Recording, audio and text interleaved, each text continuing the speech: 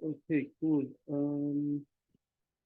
Yeah, welcome everyone to the third session of the Python Bootcamp, organized by ICP.Hub North America, also by Duke-Kunshan University, and hosted by Jordan Last, Demergent Labs founder and CEO. Also today we have Jennifer Tran, their relations, Definitive Foundation, that will explain us how it works exactly, the cycles, step by step, how you can request cycles to build on ICP, because this is so important.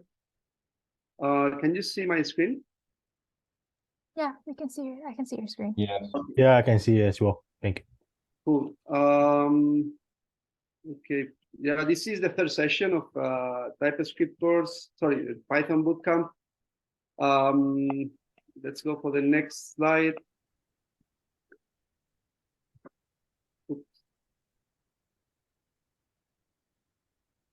Yeah, third session, again, the DKU Computer Science Club is also organizing DKU Finance Club, ICP.Hub North America, and the Demergent Labs.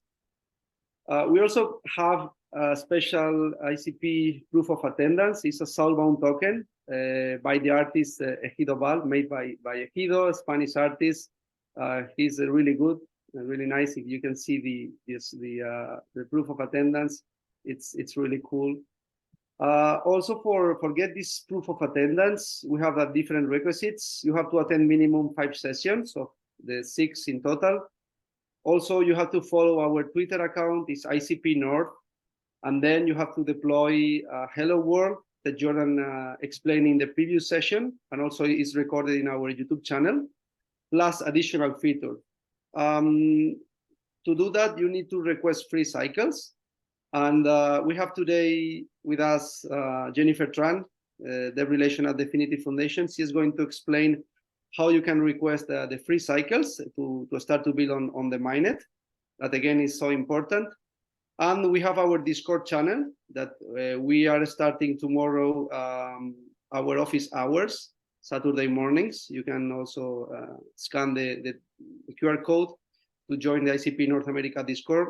And also the Discord channel of the Demergent Labs as well. If you have any questions related with Python or TypeScript, in the Hazel book, you have the option to join the Discord channel of the Demergent Labs. And yeah, that's all from my side. Over to you, Jennifer. Thank you so much.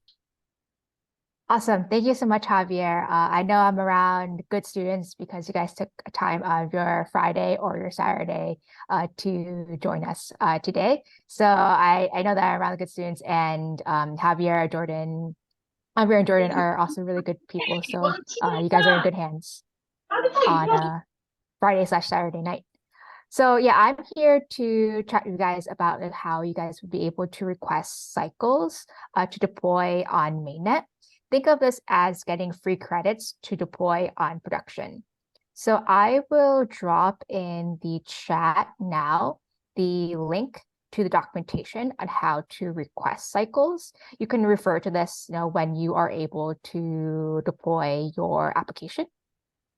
But then I will now go through the documentation now. Great. So are you able to see my screen? Yes. All right, awesome. So this is the documentation, and the first step that you have to do is you have to request a coupon or credits in order to get the cycles.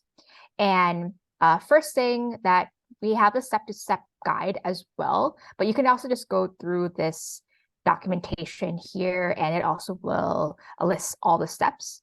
As step 2, you would also go to, well, first, you have to go to the Dfinity Developer Discord, where there's a link here to join.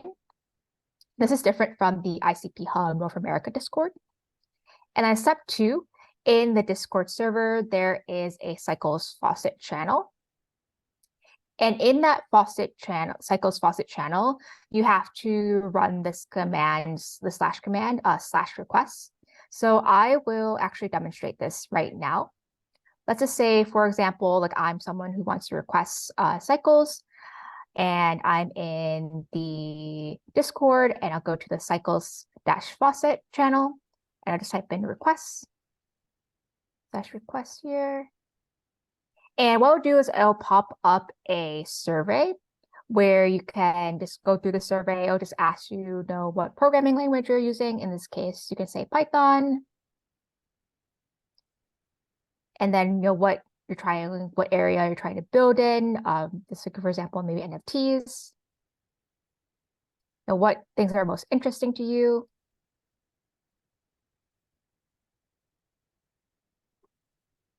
How long have you been programming? Like the answers to these questions will not determine how many cycles you get or if you will get cycles. We just give cycles to anyone who has a credible application that they want to build. And then I'll just go through the rest of this survey.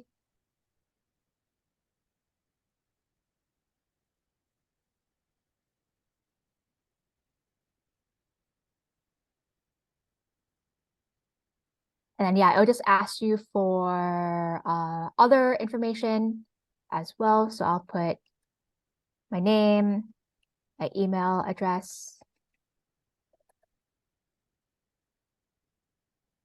my GitHub name, and what's your project name? In this case, for you guys could just mention that you guys are taking the ICP.Hub North America Python course.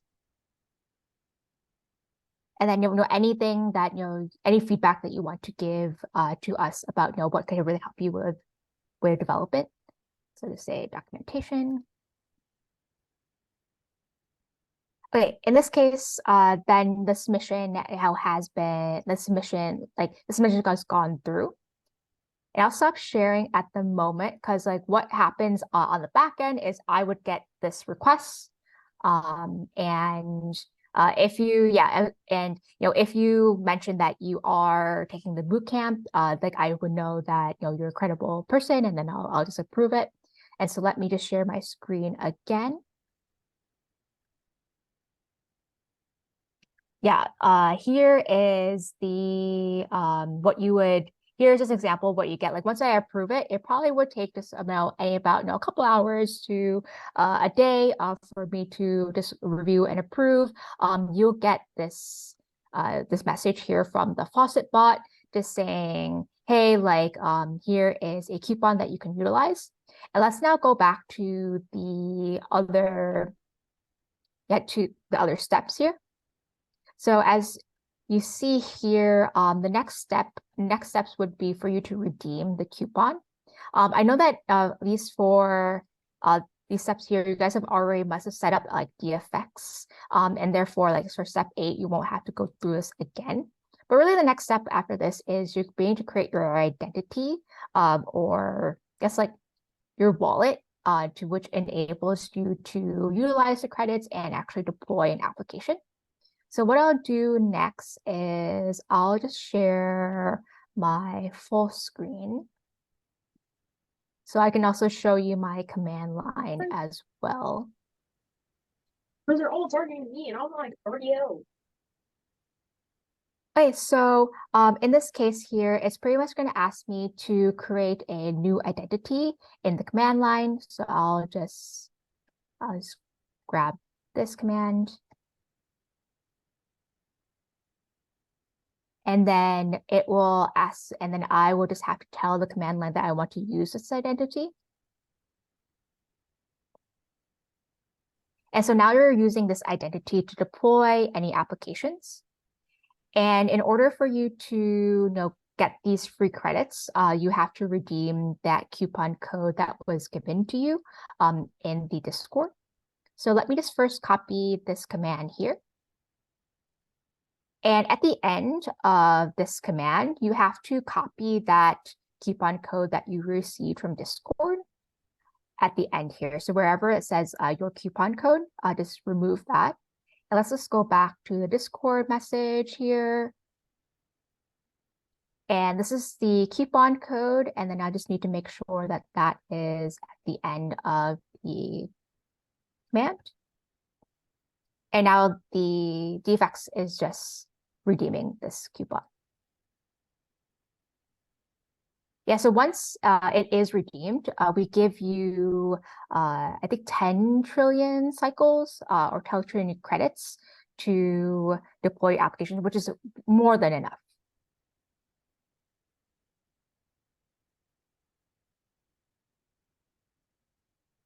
And just wait a couple of seconds here. Great. I think it's now has been redeemed. And just FYI, just one other note is like when you do get the coupon, it does expire within a couple of days. So I would just suggest that, you know, if you are planning to deploy your application, just maybe wait until maybe a couple of days before you are planning to deploy to requests. Because like if you wait too long, the coupon might expire and you might get an error message. So now what I can do is I can just like double check my balance here.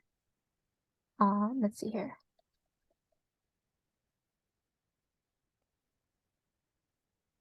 I have to run DFX start. But I was trying to just check my balance. I actually have to run DFX. And then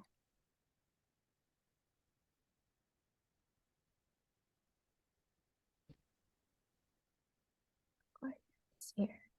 Oh, it's wrong command. Yep, and now it says like I have 10 trillion cycles. And that's it. That's the process of getting free cycles. Now, if you have any questions or any problems, you can actually go to the Cycles Faucet the Cycles Faucet channel in Discord, and you can send a message there, or also drop my Discord handle in case anyone has any more questions or run into any issues.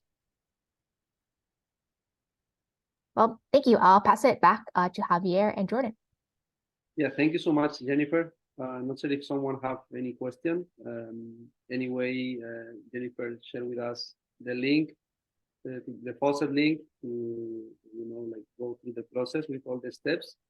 But anyway, if you have questions, feel free to reach out to Jennifer to help you to request your cycles. Thanks a lot, Jennifer, for your time and your explanations. And now over to you, Jordan, to start the third session. Yep. Oh, okay.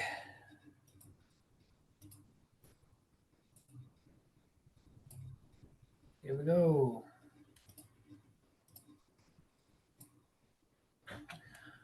Okay, if I recall correctly, we basically did everything up to chapter 12 in the previous sections.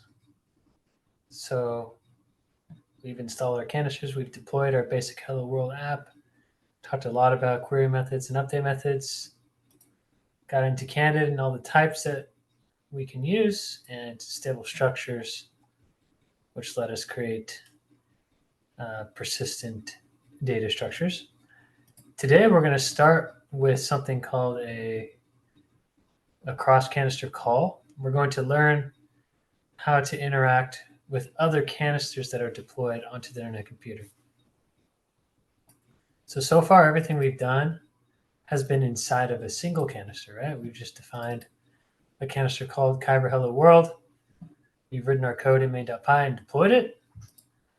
But the internet computer, I mean, if your application is stuck just inside itself, that's not as interesting as being able to interact with other canisters that people have deployed to the network. So we're going to learn how to do that. So we will start with the most basic cross canister call that you can do. And that is a call to something called the management canister. So if our canister called Kybra Hello World, other people are going to have their canisters. We can give them whatever names they want. There's actually a canister that's available to all other canisters that's called the management canister.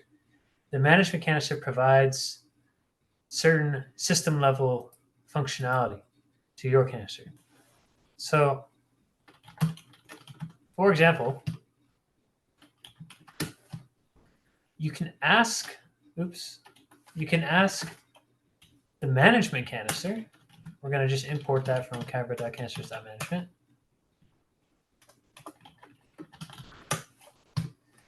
The management canister allows you to ask the internet computer network, your subnet basically, for random bytes. You can get a very nice secure source of randomness.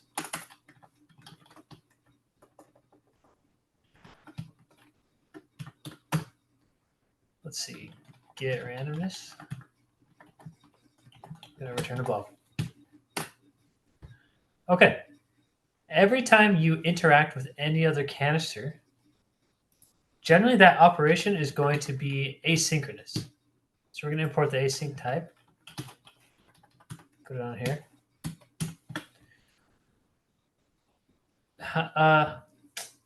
To perform asynchronous operations, we're going to use Python generators. If you don't know what those are, it's a programming construct that essentially allows you to pause a function and to resume it later. So I'm just going to store what we're doing in a result. What you do with the generator is you yield up control, basically. And we're going to call the raw rand method on the management canister. So the management canister has a bunch of methods available for you to do all kinds of different things. And in this case, we're just going to use the raw rand method. Okay, this will perform a cross canister call asynchronously. And once it returns, we will get a result value here. Now we want to finish the typing. Anytime you do a cross canister call, you're going to get back what's called a call result. Basically, you get back an object, I guess, with two properties. One of the properties is called air, and the other is called OK.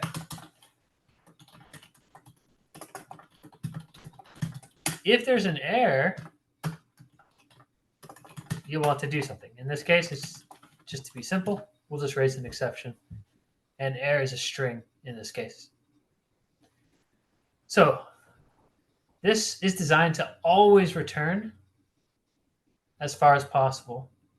It's not going to raise an exception or throw an error. So it should always return. And if there is an error, then this error property will not be none. Otherwise, though, the OK property will have the actual result that we're looking for. So in this case, our OK property is a blob. So this is the most basic cross-canister call that you can do. Let's deploy that.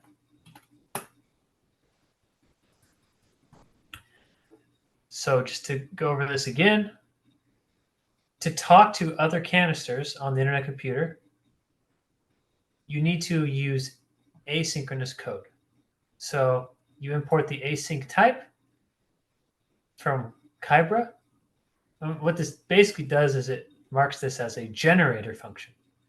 A generator in Python essentially allows you to pause a function with the yield keyword. In this case, we're going to pause right here. And basically this canister is going to just freeze right here. And the system under the hood is going to perform a cross canister call to the management canister. The management canister is a virtual canister. It's not like it's actually a canister that's deployed, but you interact with it just like you would interact with other canisters. And it has special system level functionality. One of those system level functionalities, I guess, is getting randomness, just a bunch of random bytes. The blob is just the bytes. So that's what we're doing here. Okay, we deployed it. So, will this be broken? Yep. Let's grab our URL here.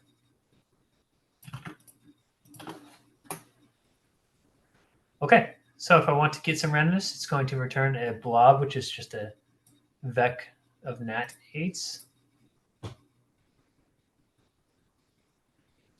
There we go. We have a bunch of random numbers. If I call it again, it should return different numbers.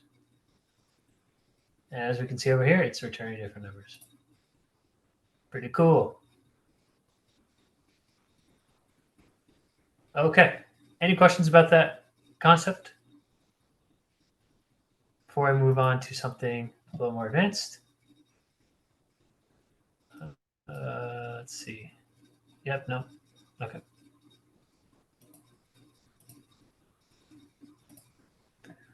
Okay, so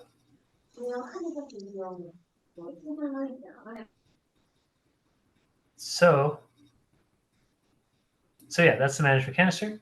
And if you want to call other methods like we've seen, there's all kinds of methods. Here's the Bitcoin functionality, for example.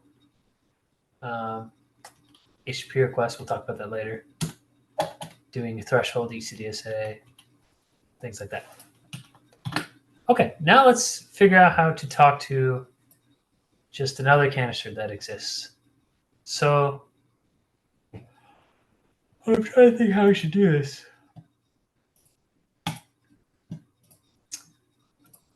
Okay, hopefully it's not too complicated if we just put it in here.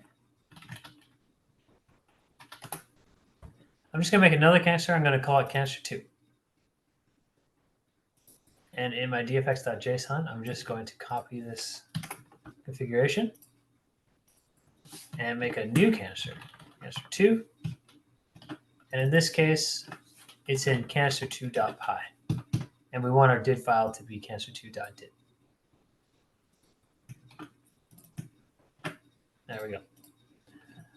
Okay, so now we're going to deploy 2 canisters to our local replica.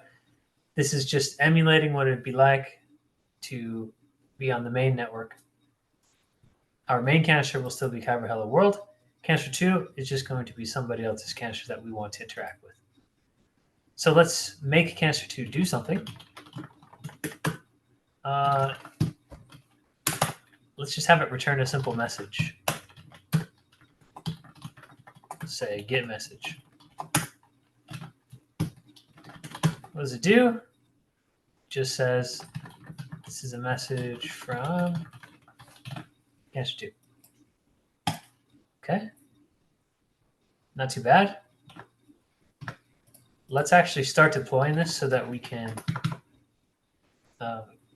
have it generate for us a canister ID that we'll be able to use in this canister. So let's start over in this canister. Let's grab update. We're going to make an update method.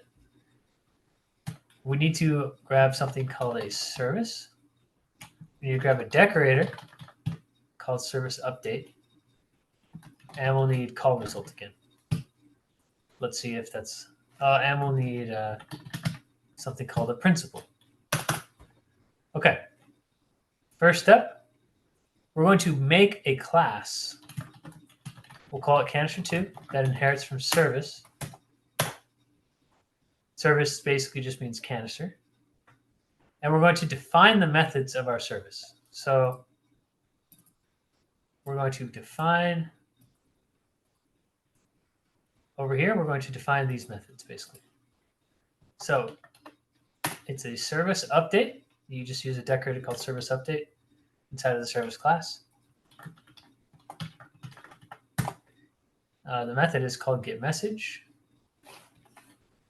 You have to put self as the first parameter, and it returns a string. Now you can just say ... because it doesn't have a body. So this is the canister definition that we're going to use to be able to interact with this canister over here. Now we're going to make our method that will get the message from canister 2. Remember, it needs to be asynchronous. it will return a string. I forgot to import async.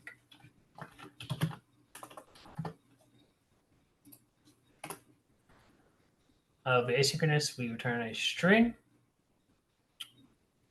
Now we're going to simply define a variable called result. It's of type call result string.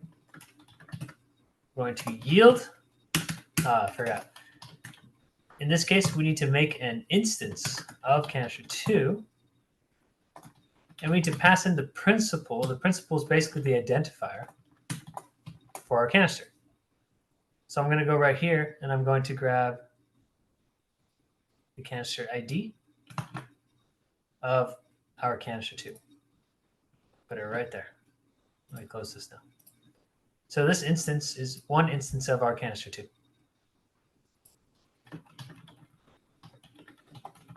And then we're just going to call getMessage.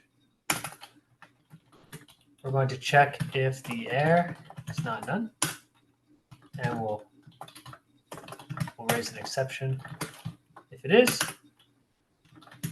Otherwise, we're going to return result.ok, which should be the string from canister 2. So first, you define a service class which has the shape of the canister you want to call. Basically, you define all the methods with the parameter and return types. Then you create an instance of the canister by creating an instance of the class, and you pass in the identifier, known as a principal, of the canister. You can get that identifier from the command line. For example, the ID is right here. The ID is right here. And you can also go to .dfx, canister IDs.json, the ID is right here. And you can also just ask for the ID from the command line. dfx canister ID, canister 2. Yep, there it is as well. Many ways to get the ID. Then you make a method, obviously, to do what you want to do. And it's async. We use the yield keyword. We call getMessage. We get a result back. It's a call result, meaning it has two properties. One is error. If error is not none, we're going to raise. And then finally, we have OK, which is the actual value that we want. So let's deploy this.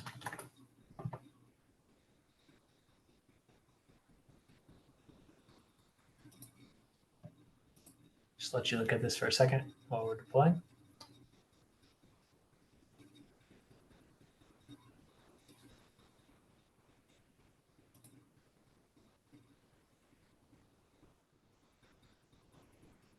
It has to do 2 canisters now, so it might take a little bit longer.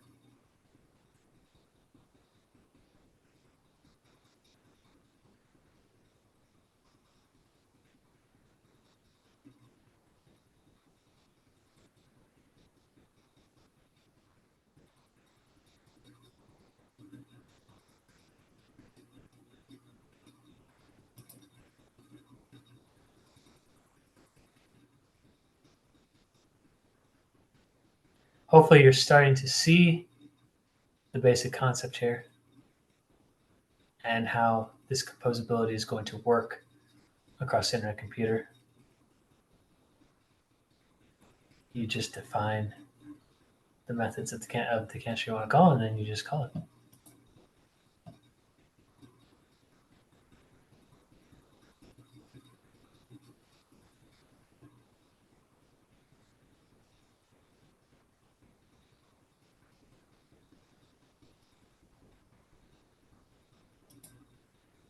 All right.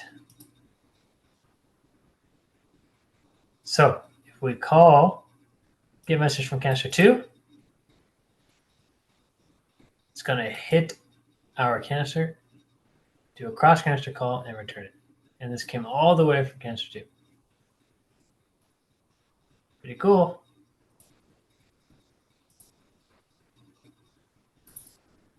And then, of course, you could add more methods here on canister 2. you would just add those methods here, and you could call them likewise. And those are the basic concepts of a cross-canister call. I mean, you can also define query methods. They call these composite queries because they have a few limitations. But from over here, basically a query could call a query on another canister. Keep in mind that if you do define an update call, remember that they do take a couple seconds to complete. And if you do, multiple cross-canister calls, it's possible that that time could add up. Any questions about this before we move on to HTTP requests?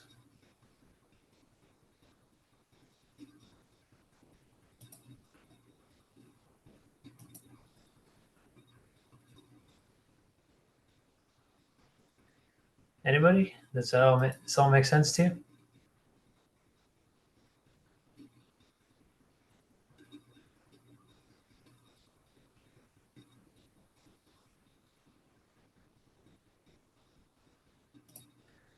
All right. And yeah, if you want to just dig in and kind of follow the tutorial, this is all on chapter 13.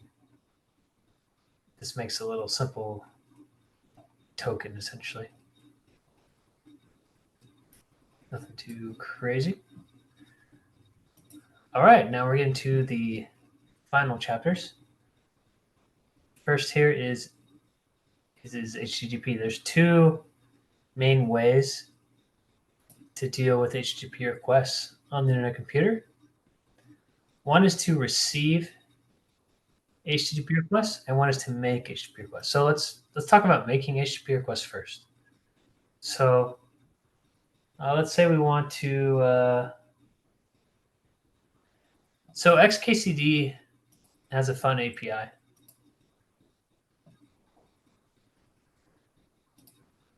Where you can return the JSON of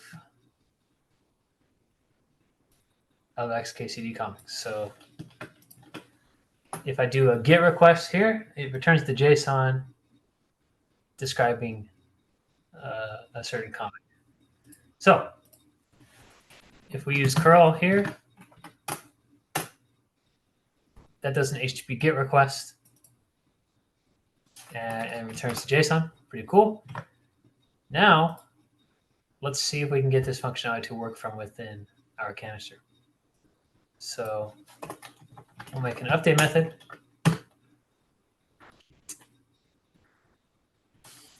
And a get comic JSON. The JSON is just a string. So we'll do async string. In this case, we need the management canister. The management canister is going to allow us to do HTTP requests. Oops.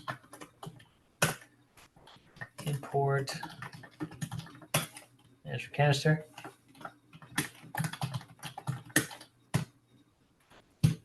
In this case, we're going to get back an HTTP response. I believe, let's make sure. Yep, exactly. We're going to yield to the management canister dot HTTP request. It expects some arguments here. Let's get rid of some imports that we don't need.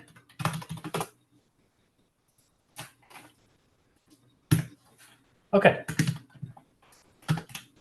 First thing we need is our URL. Here it is.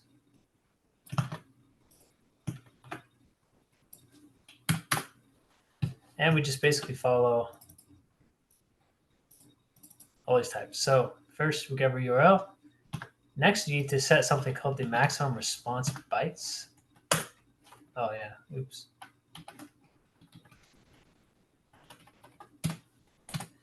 If you don't set the response bytes, then your request will be more expensive than it might need to be. But to keep things simple for now, we'll just set that to none.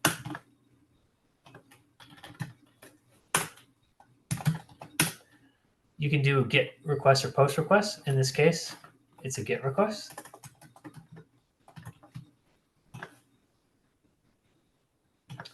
You can set headers,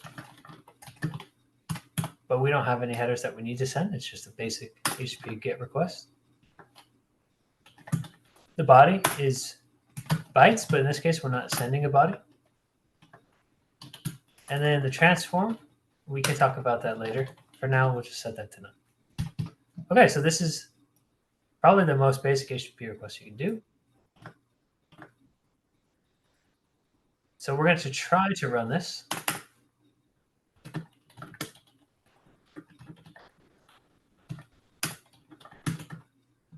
Nope, we'll raise exception.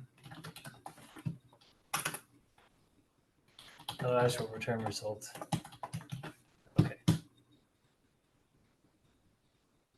Oh, there's a, yes. So let's actually just return the whole response.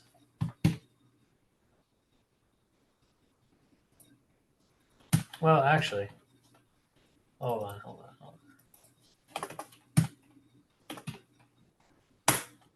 The body is going to be in bytes.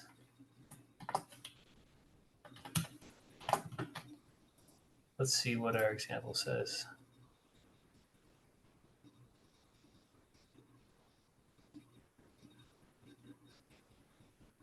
Well, all right, let's just return the whole response first. And then maybe we can do something a little bit more later. Okay, so here we go.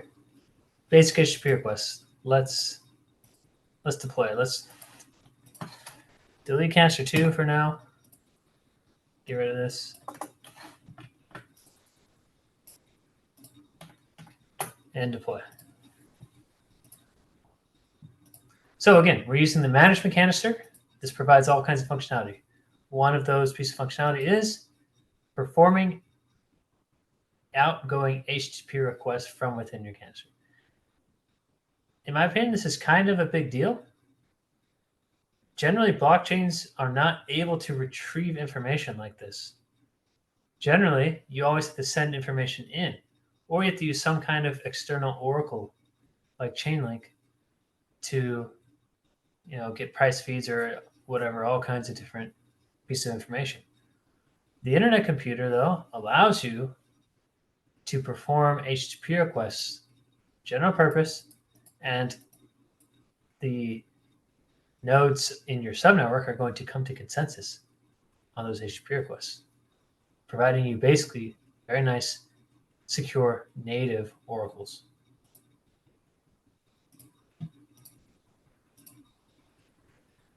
All right, let's go. Perform HTTP request to the outside world. So we get an error back. HTTP request sent with 0 cycles, but this many are required. I don't think we've really talked about cycles, but on the internet computer, all computation costs money, and the money that is charged is called cycles. Cycles are created from the ICP token. You convert the ICP token into cycles. The system will do that for you. And then you send your cycles to your canister. And for network resources, storage, computation, different instructions and different byte amounts are going to cost different amounts of cycles. In this case, it's expecting exactly this many cycles to be sent. So we are going to send it. Oops. And forgive me, I'm very tired today. We're going to send it with this many cycles. That's how many it asked for. In this case, though, I feel like it's nice to just round up. We'll just keep it simple. So how many cycles is this? This is 20 billion cycles. 20 billion cycles. 1 trillion cycles is equal to about $1.36, or 1 SDR or XDR. It's a currency unit. That's a basket of fiat currencies. It's about $1.36. 1 trillion cycles is 1 SDR, which is about $1.36. So 20 billion cycles is not that much. I mean, it's a little bit, right? I think it's less than a cent. So let's deploy. And then we'll try it again, sending cycles. And locally, all your cycles are obviously free. It's just a number locally.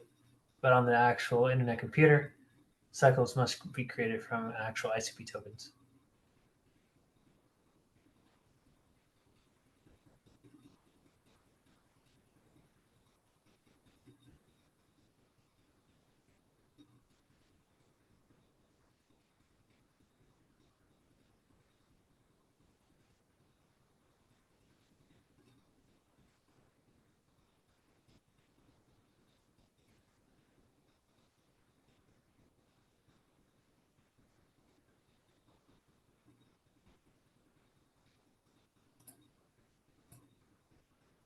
Okay, let's try again.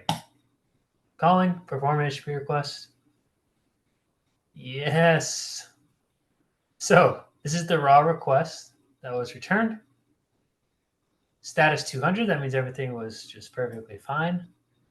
And notice body is a giant blob, basically.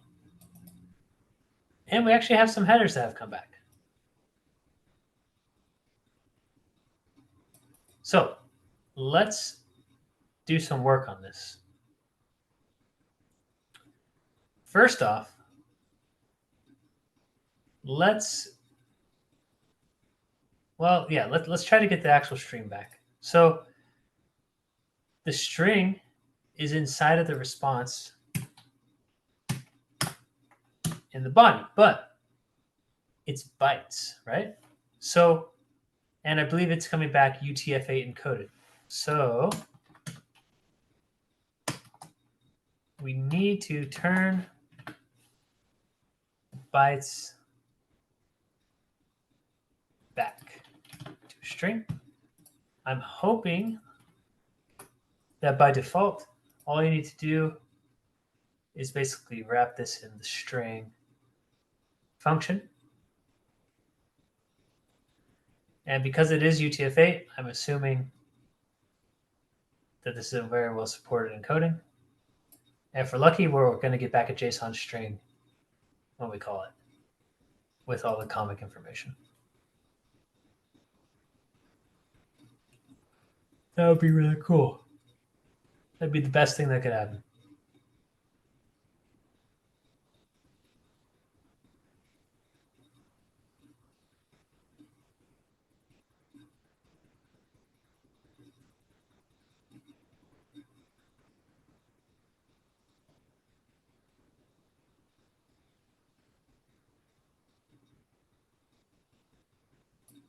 All right, go.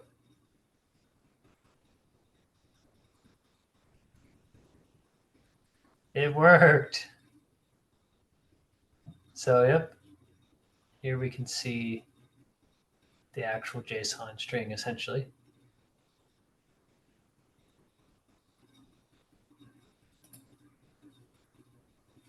Not bad.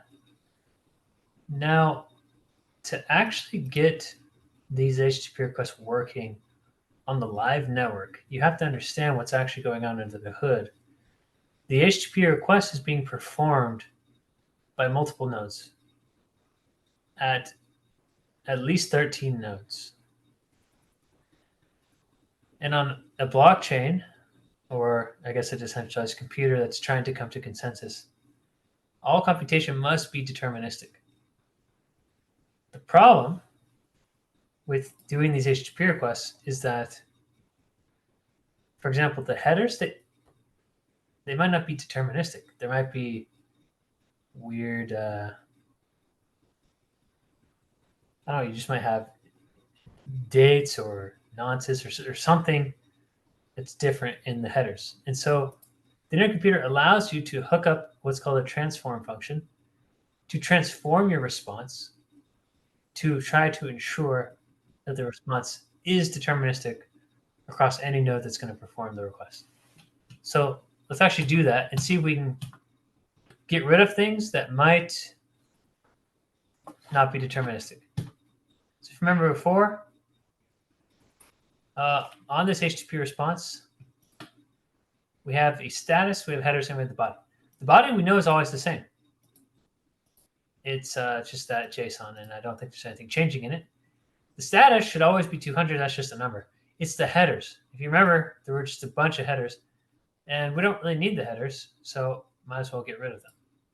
So what we're going to do is hook up a transform. The first thing we do is we create a query method.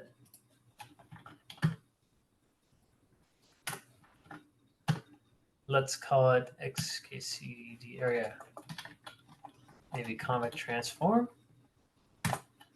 We're going to get the HTTP response as a parameter, and we're going to return the HTTP response as well. Oh, oops.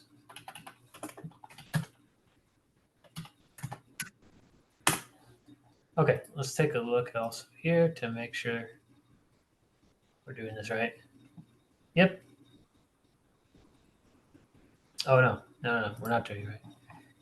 Instead of HTTP response, it's HTTP transform args,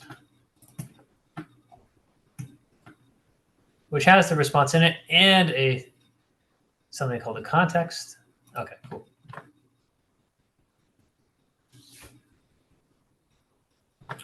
So we will simply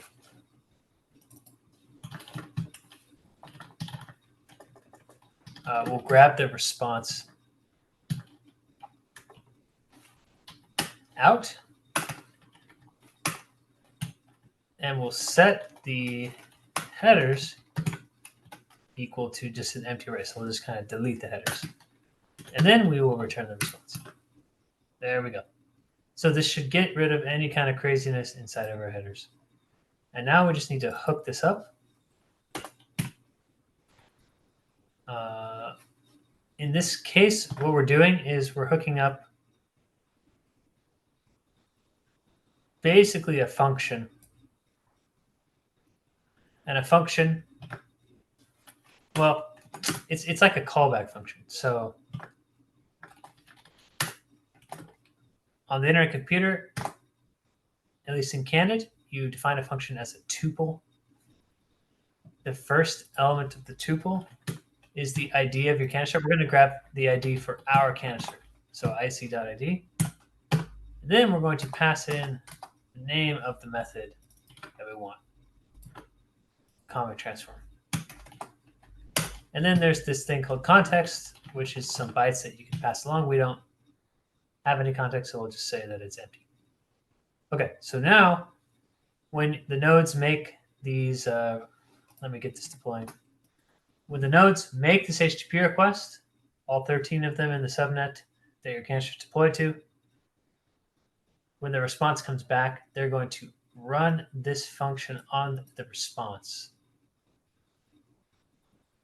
and compare them all to make sure that they're all equal.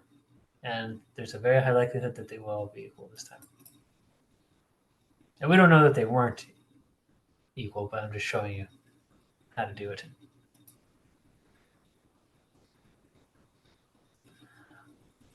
Also, keep in mind, at least the last time I checked, it's kind of difficult to test this out locally, because locally you're only running one node. And so everything's deterministic with one node. So you might deploy to the live network, and that's when you'll have things break. Okay, we're going to ignore the comic transform, but we're going to call comic JSON, and the headers I'm hoping are just empty.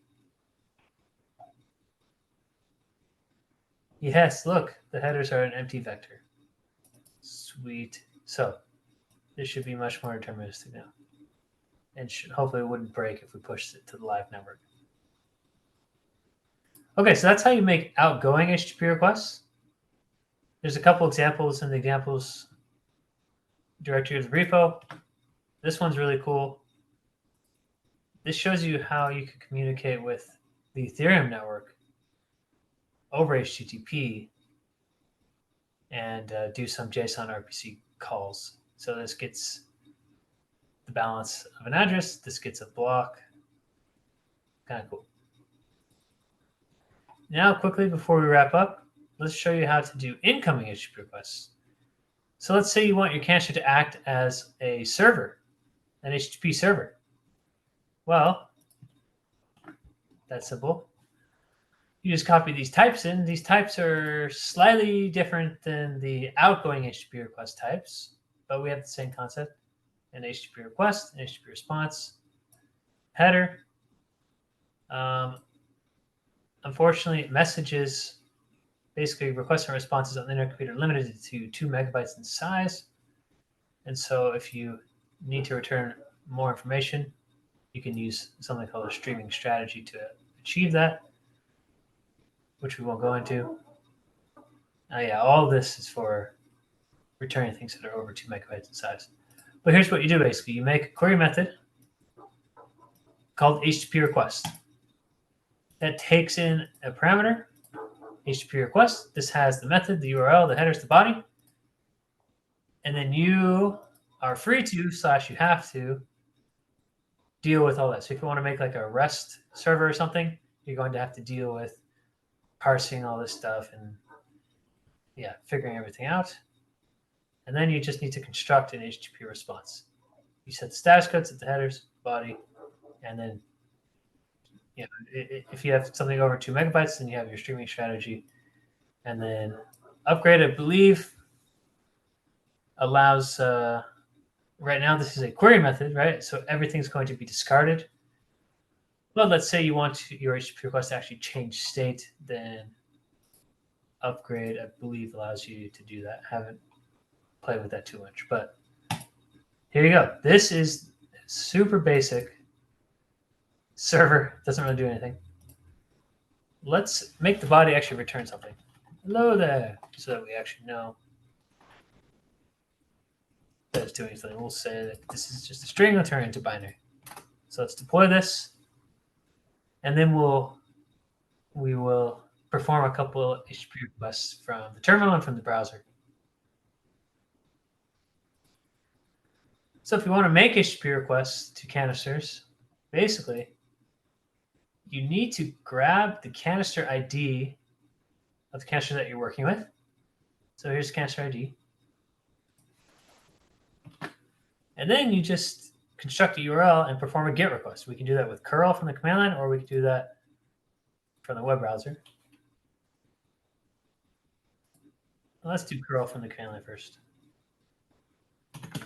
So if I just do curl HTTP localhost 8000, you'll notice that my replica this time, I started up on port 8000, so I know the port easily. And I'm going to use something called a localhost subdomain. So I'll just say the canister ID dot localhost 8000, and this should return hello. Yep, hello there. Pretty cool. Doing HTTP request. And then we could do in the browser, it should do the same thing. Hey. Oh, oops. I need the whole URL. There we go. Hello there. Pretty cool. It's going all the way in and all the way out. There it is. And that's all for today, everybody. Any questions?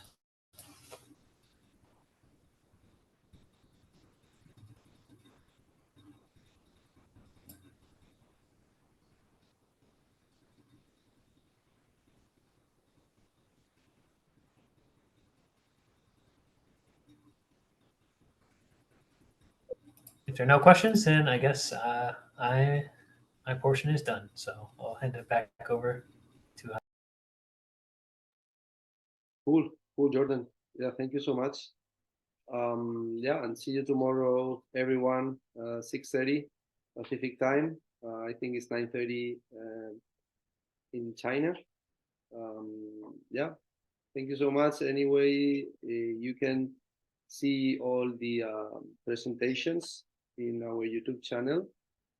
I think it's already in the chat, but let me share with you again, just in case if you miss the first or the second session, you can check here and we will post the first session as well today or tomorrow.